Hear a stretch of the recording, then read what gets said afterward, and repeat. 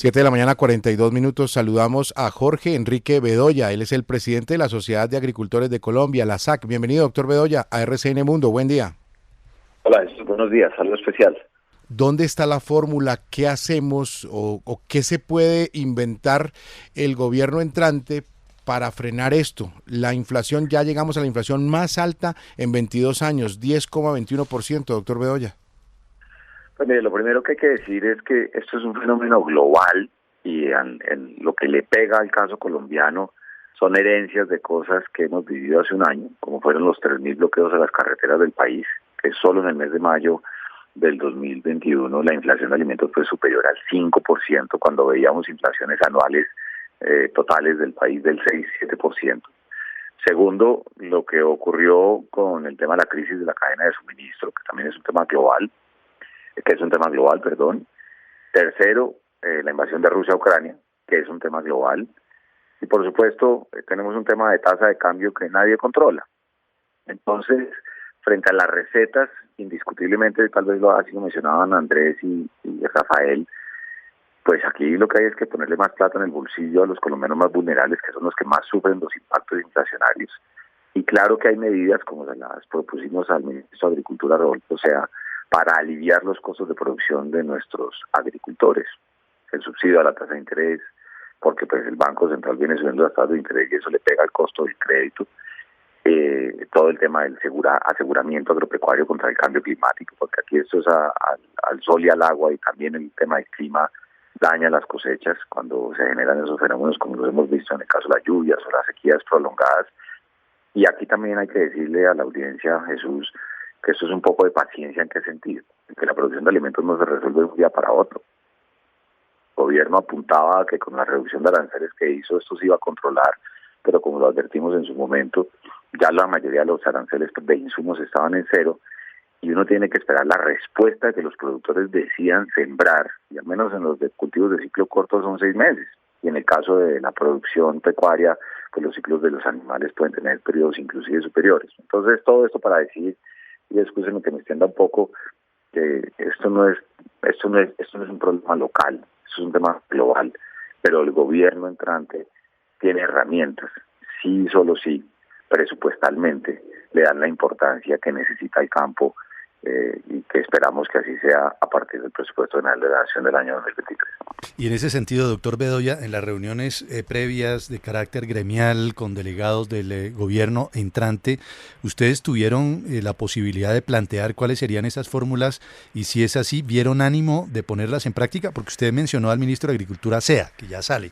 Obviamente ahora hay una nueva ministra de Agricultura que es Cecilia López Montaño. En esos acercamientos hay fórmulas y vio voluntad de acogimiento, palabra que está de moda, Sí. de esas propuestas.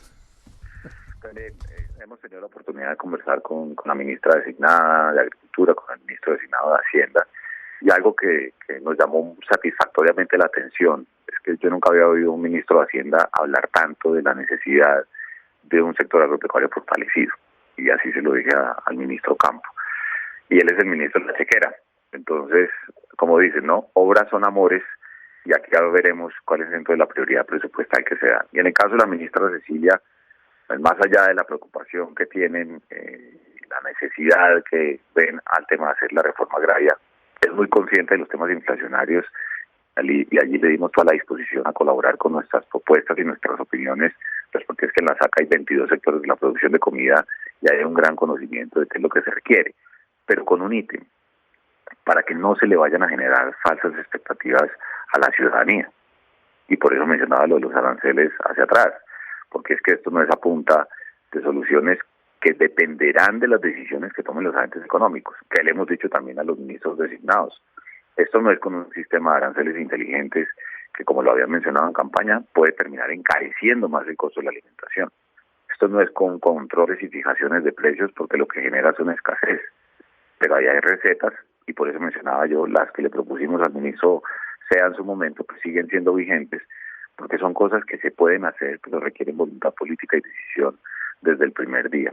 Por un lado, ingreso para los colombianos más vulnerables, y por el otro lado, los incentivos para que haya reducciones en los costos y ya la dinámica de mercado opere. Y hay que ver, porque en la rueda de prensa el director del DANE lo mencionó, que hay productos que presentan una caída importante en el mes de julio, como es el caso del tomate, las papas vuelven y caen, las moras, los bananos, y hay una gran cantidad de productos que tienen una inflación por debajo del 1%.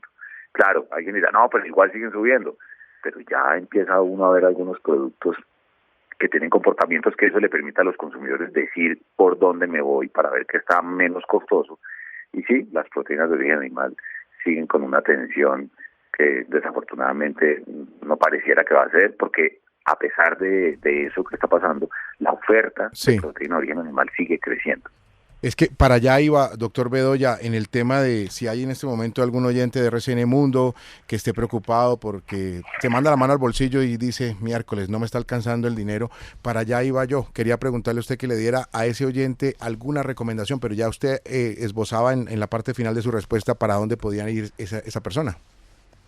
Claro, y por ejemplo, pues obviamente esto es que la preocupación son los colombianos de menores ingresos. Pero, por ejemplo, la inflación del huevo en el mes de julio fue del 0.22. Eso es una cifra que, claro, sube, pero sube mucho menos de lo que sube la cebolla, que la cebolla subió el 5.51%, o lo que subió la yuca, el 3.30%.